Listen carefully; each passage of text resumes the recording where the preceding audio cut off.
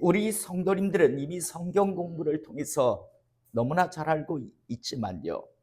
바울의 데살로니가 사역은 마음껏 복음을 전할 수 있는 그런 사역, 그런 기간이 주어지지 않았었습니다. 데살로니가에 있던 유대인들이 대적함으로 소동을 일으키는 바람에 단 3주밖에 복음을 전할 수밖에 없었습니다.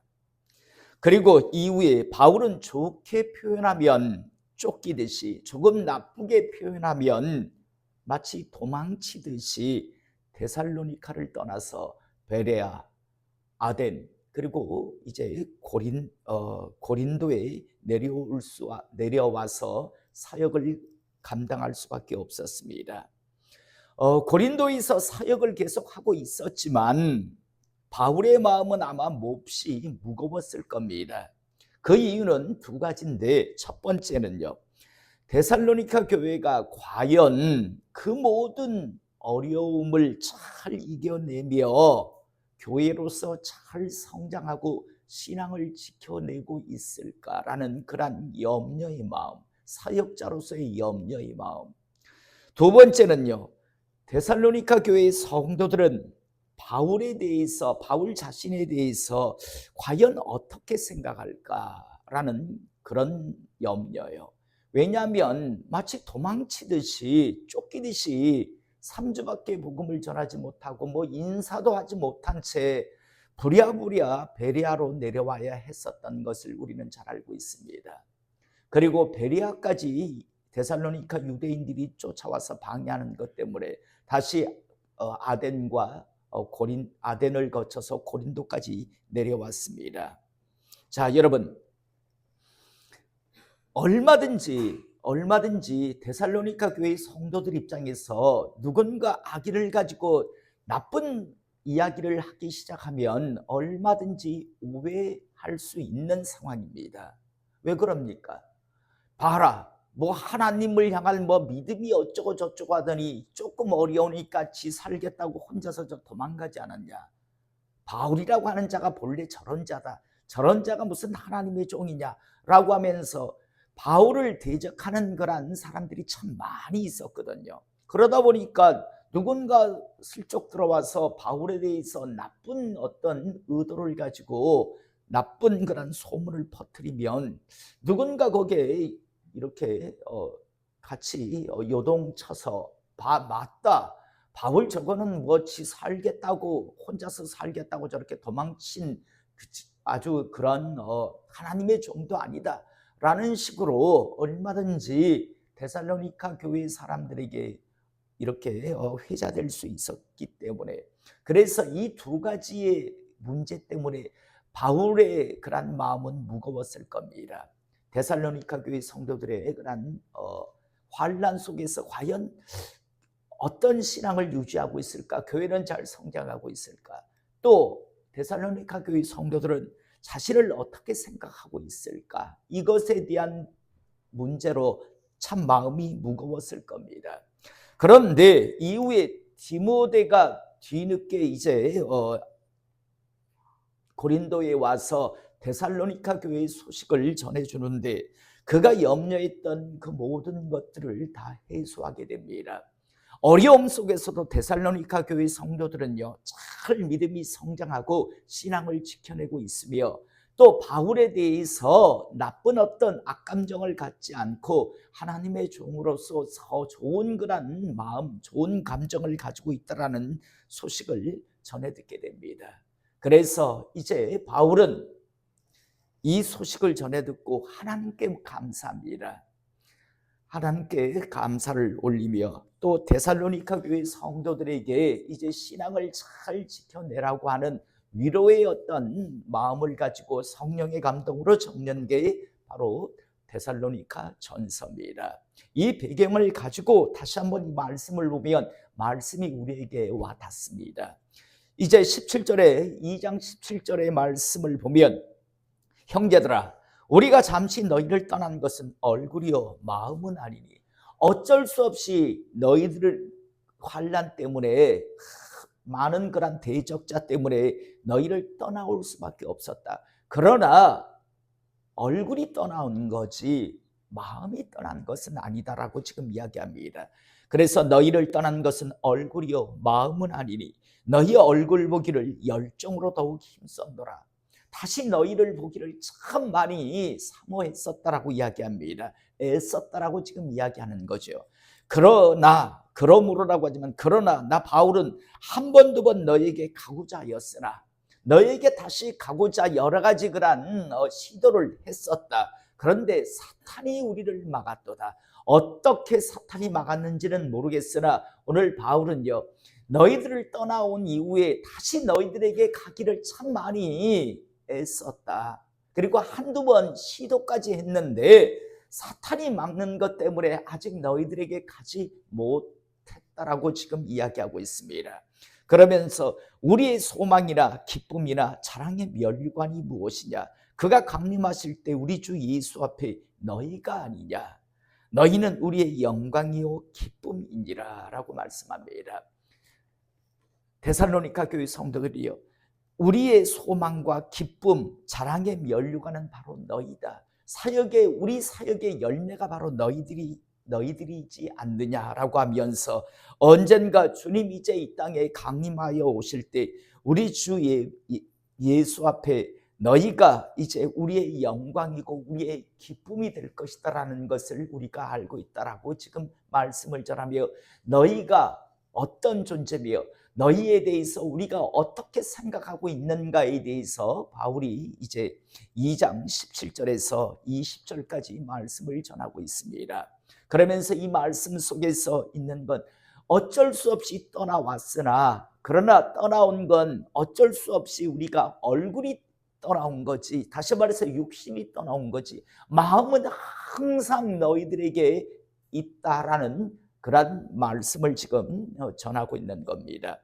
그리고 이제 3장 1절서부터 보면 이러므로 우리가 참다 못하여 우리만 아덴에 머물기를 좋게 생각하고 항상 무거운 마음을 가지고 이렇게 있었는데 야 이렇게 있다가는 안 되겠다. 그렇다고 바울이 가면 또다시 또 데살로니가 교회 성도들에게도 어려움이 발생할 수 있고 다시 또 데살로니카에 있는 유대인들이 소동을 일으킬 수 있기 때문에 그래서 여러 가지 생각을 한 결과 우리가 참지 못하여 가고는 싶은데 가진 못하니까 그래서 우리가 참다 못하여 우리만 아덴에 머물기를 좋게 생각하고 우리 형제 곧 그리스도의 복음을 전하는 하나님의 일꾼인 디모데를 보내노니 디모데를 이제 다시 너희들에게 보낸다라고 이야기합니다. 그러면서 왜 보내는가? 왜 디모데를? 우리는 가면 다시 여러 가지 어려운 문제가 발생할 수 있어서 가고는 싶은데 갈 수 없어서 디모데만 보낸다라고 이야기합니다. 우리가 잘 알다시피 디모데는요 지금 2차 전도 여행 중이잖아요. 디모데는 당시 청년에 가까웠습니다. 그러니까 사람들 함께하는 일행 중에서 가장 젊은 청년이었기 때문에 그래서 디모데를 보내는 것이 가장 좋겠다라는 생각에서 디모데를 이제 너희들에게 보낸다라고 이야기합니다. 그러면서 디모데를 보내는 이유를 세 가지로 정확하게 이야기합니다. 첫 번째로 이는 너희를 굳건하게 하고 너희들의 신앙을 굳건하게 세우기 위해서라고 이야기합니다.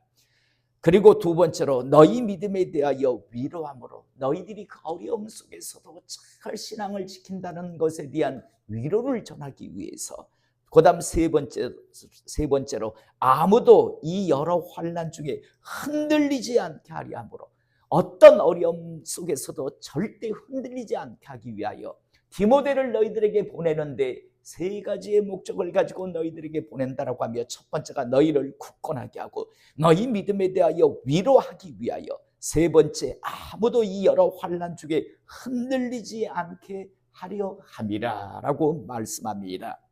그러면서 우리가 이것을 위하여 세움받은 줄을 너희가 친히 알리라.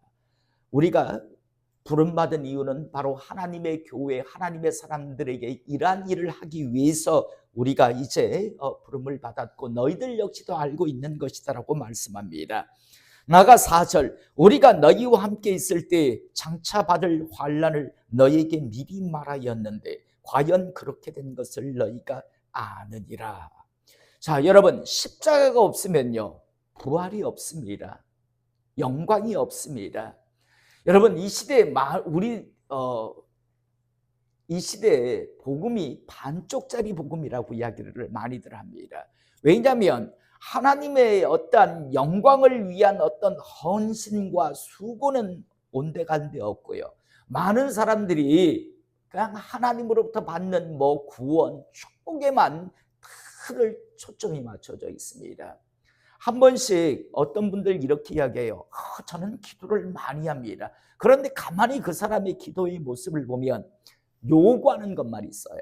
하나님의 영광을 위해서 내가 무엇을 해야 할까? 하나님, 제가 어떤 일을 감당해야 할까요? 라고 하는 그런 기도는요, 그런 내용은 전혀 없고, 하나님 이것 주시고 이것 주시고 이것 주시고 이것 주시고 자기 필요한 것만 이야기하면서, 그러면서 그걸 기도 생활이라고 이야기를 합니다. 여러분, 그게 과연 온전한 기도 생활일까요?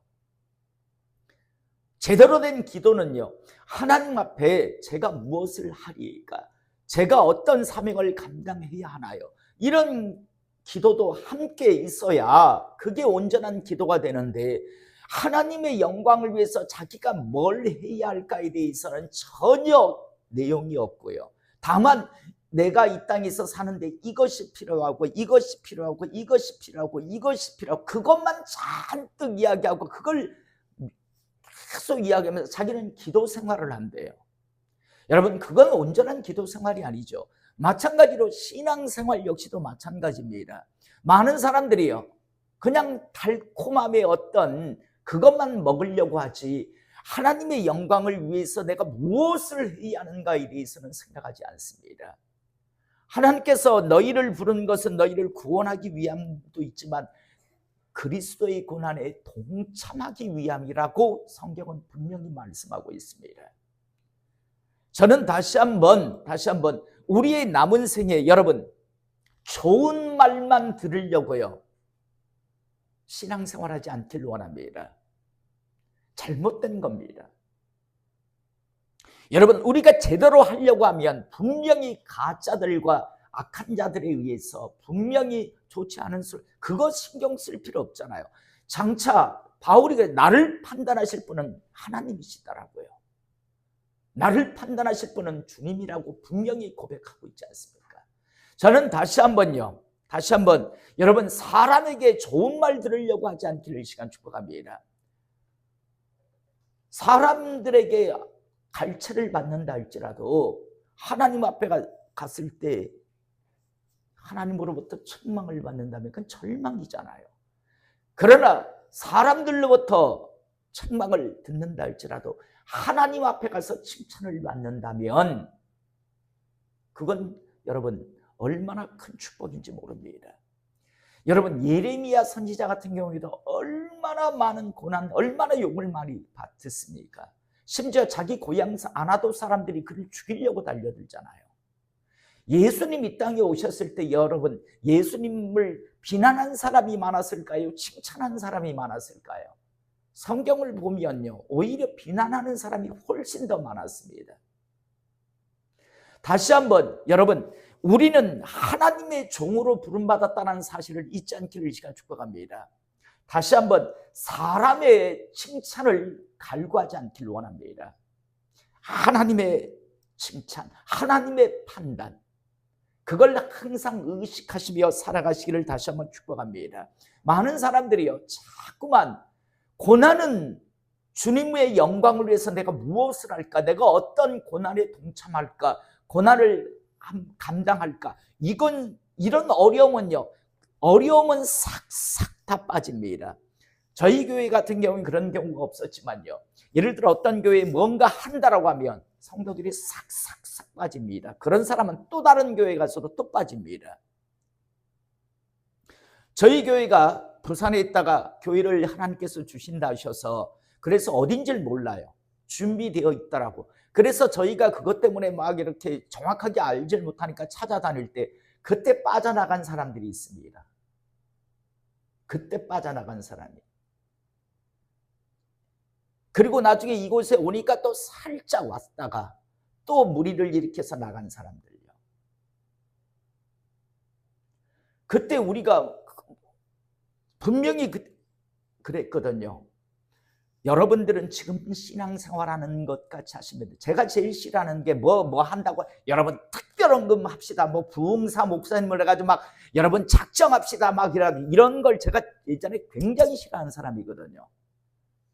그래서 일체 그런 건 알고 여러분 신앙생활하는 것 같이 그대로 하시면 됩니다. 나머지는 교회가 알아서 할 겁니다 라고 분명히 이야기하는데도 불구하고 이번 하면 뭐 어떻게 될까 가지고 쏙쏙쏙 부산에서 일로 함께 온 분들은 알 겁니다. 누구 이야기인지.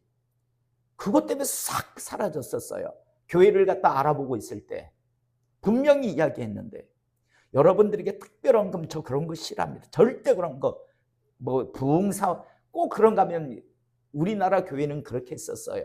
부흥했었어요. 그래가지고 막 한 이틀째 돼가지고 여러분 작정하십시오 뭐 하면서 학계서를 막 설교하고 막 이래가지고요. 그래가지고 막 뭐 여러분 돈이 없어도 됩니다. 그냥 작정만 하십시오. 뭐 해가지고 뭐 500만 원, 1000만 원 메모지 하나에다가 1000만 원 이래가지고 써가지고 그거 받아가지고 하고 그랬거든요. 근데 제가 집사 때 정말 그게 싫었어요. 정말 싫었어요. 그래서 아예 공포했어요. 여러분 교회를 갔다가 저희 교회가 어떤 걸 옮겨도 여러분들에게 특별헌금 같은 거 작정하게 안 합니다. 그러니까 걱정하지 마시고 그냥 신앙생활 하시는 대로 하세요라고 했어요. 정말 그랬어요. 그리고 오면서 하나님께서 나한테 감동을 줘서 저도 돈이 없었어요. 그런데 하나님이 주시는 감동이 있어서 제가 그냥 제일 먼저 2천만 원 하나님 앞에 드렸었어요. 그때. 그런데 또 다른 분들 중에서 또 뭐 감동이 왔다고 하면서 조금씩 서로 십시일반 제가 하라고 뭐 한 거 전혀 없었거든요. 근데 그거 가지고 했어요. 저희 요즘 대한민국 교회가 그래. 뭐 한다면요. 그때 밀물같이 쫙 빠져나가요. 밀물같이. 여러분 다시 한번 여러분 하나님 앞에 무언가 심을 수 있는 건 축복이라고 하는 사실을 잊지 않기를 시간 축복합니다. 여러분 그들이 없다고 그들이 빠져나간다고 하나님의 일을 이루지 못하는가? 절대 아닙니다. 여러분 제가 없다고 이 교회가 안 될까요? 천만의 말씀. 최지호 집사님이 이 교회에 없다고 이 교회가 안 될까요? 천만의 말씀. 차영준 집사님이 없다고 임주인 집사님이 없다고 이 교회가 안 돌아갈까요? 천만의 말씀. 이 교회는 하나님께서 머리 되시는 곳이에요. 하나님의 일을 통해서 하신다니까요. 그런데 많은 사람들이 착각을 개중해요. 내가 이 교회에 없으면 이 교회 흔들리고 안 될 텐데 착각하지 마세요. 제가 없어도 이 교회 앞으로 하나님 은혜 안에서 잘 달려갑니다. 다 마찬가지입니다. 그런데 왜들 그렇게 착각들을 하는지 참 많은 사람들이 교회마다 그런 착각들을 하는 사람들이 많아요. 다시 한번 그런 착각을 하지 않기를 원합니다. 더 나아가 하나님이 우리를 부르신 건 구원을 시키기 위해서 부르신 것도 있지만 그리스도의 고난에 동참하게 하기 위해서 부르셨다는 사실을 잊지 않기를 이 시간 축복합니다. 그래서 데살로니가 교회 성도들을 향해서 무슨 달콤함의 말만 한 게 아니라 달콤해 그냥 교회만 다니면 천국 간다 이런 축복 받습니다. 이런 달콤함의 복음을 전한 게 아니라 뭐라고 하냐면 고난도 함께 받아야 된다라고 분명히 그렇게 전했다라고 이제 바울은 말하고 있습니다. 우리가 너희와 함께 있을 때 장차받을 환난을 너희에게 미리 말하였는데 과연 그렇게 된 것을 너희가 아느니라. 데살로니가 교회 성도들에게 이미 복음을 전할 때 예수를 믿으면 환난, 고난에 동참한다라는 것도 각오해야 합니다라고 이미 가르쳤고 이제 과연 그렇게 된 것을 너희가 안다라고 이야기합니다. 이러므로 나도 참다 못하여 너희 믿음을 알기 위하여 그를 보내었노니 이는 혹 시험하는 자가 너희를 시험하여 우리 수고를 헛되게 할까 함이니 고린도에서 기다리다가 너희가 혹여나 믿음이 흔들릴까 하여 디모데를 보냈는데 혹시 시험하는 자가 너희를 시험하여 우리의 수고를 헛되게 할까 하미니. 왜냐하면 많은 교회에 거짓 선지자들이, 거짓 목사들이죠, 거짓 교사들이 와서 이상한 걸 가르쳤잖아요. 우리가 이미 잘 알다시피 갈라디아서부터, 아니 로마서, 고린도전서, 그다음 갈라디아서, 에베소서, 빌립보서, 골로새서를 우리가 강해에 오면서 끊임없이 들었던 게 뭡니까? 가짜들요. 예수만 믿는 데가 구원받나? 아니다. 할례도 받고 율법도 지켜야 한다라고 그렇게 가르치며 예수를 부인하게 하는 그런 저주받을 자, 갈라디아서의 말씀대로 하면 저주를 받을 자들요, 그런 자들이 끊임없이 있었는데 데살로니가 교회 역시도 마찬가지였겠지요. 그러다 보니까 그런 염려 때문에 이는 혹 시험하는 자가 너희를 시험하여 우리 수고를 헛되게 할까 하미니. 지금은 디모데가 너희에게로부터 와서 너희 믿음과 사랑의 기쁜 소식을 우리에게 전하고 또 너희가 항상 우리를 잘 생각하여 우리가 너희를 간절히 보고자 함과 같이 너희도 우리를 간절히 보고자 한다니. 아까 제가 말씀의 서두에서 과연 데살로니가 교회 성도들이 바울을 어떻게 생각할까, 그것에 대한 무거움도 있었다라고 했습니다. 그런데 디모데가 와서 이제 소식을 전해주는데 우리가 너희를 간절히 보고 싶어하는 것과 같이 너희도 우리를 간절히 보고자 한다니. 이러므로 형제들아, 우리가 모든 궁핍과 환난 가운데, 지금 바울 역시도 어려운 상황 속에서 복음을 전하지만 모든 궁핍과 환난 가운데서 너희 믿음으로 말미암아 너희에게 위로를 받았노라.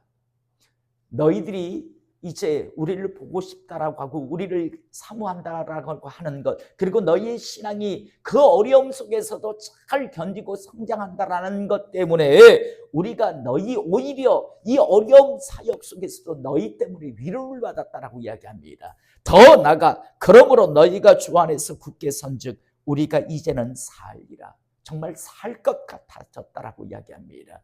여러분, 이런 관계가 우리 서로가 될 수 있기를 이 시간 축복합니다.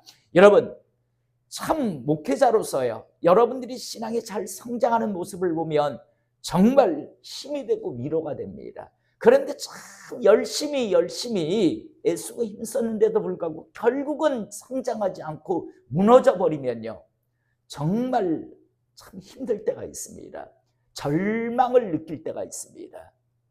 목회자의 기쁨은요, 성도들이 신앙이 성장하고 막 이렇게 굳건한 일꾼으로, 기둥 같은 일꾼으로 이렇게 성장하는 모습을 보면 정말 위로가 됩니다. 그리고 보람도 느끼고, 정말 오늘 바울의 이 표현대로 정말 살 것 같습니다. 그런데 변할 때도 됐고 성장할 때도 됐는데 끊임없이 그냥 맴도는 모습들을 보면 정말 안타까운 생각과 함께 정말 힘든 절망을 느낄 때가 있습니다. 저는 우리가 함께 이 만남이 하나님 안에서 서로가 위로가 되고 정말 살 것 같은 그런 관계의 그런 만남이 되기를, 주님 안에서의 그런 관계가 되기를 이 시간 주님의 이름으로 축복합니다. 데살로니가 교회와 바울의 관계는요, 정말 위로가 되고 살 것 같은, 바울의 지금 사역이 지금 힘들고 어려운 상황이었지만 데살로니가 교회 성도들이 믿음을 잘 지키고 성장하고 있다라는 소식을 전해 듣고 위로를 받았다, 살 것 같아, 이제 살 것 같아라고 하는 그런 표현을 지금 성령님 안에서 하고 있는 것을 우리가 보게 됩니다. 나아가 우리 하나님 앞에서 너희로 말미암아 모든 기쁨으로 기뻐하리. 너희를 위하여 능히 어떤 감사로 하나님께 보답할까. 정말 위로가 되고 살 것 같으니까 하나님 앞에 어떻게 보답할까. 하나님 앞에 막 바울이 지금 감사가 막 흘러넘칩니다.